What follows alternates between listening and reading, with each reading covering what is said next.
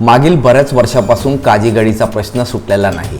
येथील रहिवासी कायम भीतीच्या छायेत जगत असून प्रशासन मात्र ढिम्म आहे। या ठिकाणी संरक्षक भिंत बांधून देत नाही। मग कोणाचा जीव गेल्यावर प्रशासनाला जाग येणार काय, असाच प्रश्न आता घडलेल्या घटनेमुळे उपस्थित झाला आहे। आज 12 वाजेच्या दरम्यान गुलाब परदेशी व अलका साळुंखे यांच्या घराचा काही भाग कोसळला। सुदैवाने यात जीवितहानी झाली नसली तरी येथील रहिवाशांना मात्र कायम जीव मुठीत धरून जगावं लागत आहे। मनपाला जाग केव्हा येणार, असाच प्रश्न येथील नागरिक विचारत आहेत। तुषार साळुंखे, काजीगडीचा रहिवासी। आज दुपारी 12 वाजता जसं आपल्याला माहिती की मान्सून चालू असल्यामुळे पाऊस पडल्यामुळे काजीगडीचा एक अर्धा भाग ढासळला आहे। आमच्या साधारणतः 5-6 घरांचा अर्धा भाग हा खाली तुटून पडला आहे। गेल्या 30 वर्षापासून असलेला प्रश्न अजूनही मार्गी लागत नाही आहे। तर याच्यावर गव्हर्नमेंट किंवा महानगरपालिकेने लक्ष देणं खूप गरजेचं आहे।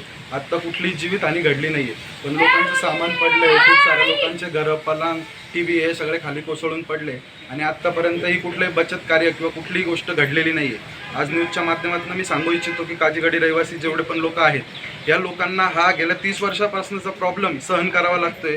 ज्यांचे कडाला घर आहे, आत्तापर्यंत साधारणतः 30 ते 40 घरं कोसळून गेलेत, पण अजूनही महानगरपालिकेने कुठलाही आक्षेप घेतलेला नाही आहे। तर या गोष्टीवर लक्ष देणं खूप गरजेचं आहे। प्रशासनाचा कुठलाही माणूस इथे आलेला नाही आहे। साधारणतः 4 ते 5 घरं कोसळले, त्यांच्या मागचा पूर्ण भाग हा खाली नदी किनारे ढासळून पूर्ण पडला आहे। इथे काजीगडीची भिंत मंजूर झाली असून अजूनही कुठलं काम चालू झालेलं दिसत नाही आहे। तर यावर कुठेतरी प्रशासनाने लक्ष देणं खूप गरजेचं आहे। कदाचित भविष्यामध्ये खूप मोठी जीवितहानी होण्यासारखी गोष्ट होऊ शकते किंवा माळींसारखी घटना आपण पुण्यामध्ये बघितली होती, तेव्हा 200-250 लोक मेले। या टायमाला पण तसं काही घडू नये, या गोष्टीकडे गव्हर्नमेंटने लक्ष देणं खूप गरजेचं आहे। जितेंद्र इंगळे, मी नाशिककर न्यूज, नाशिक।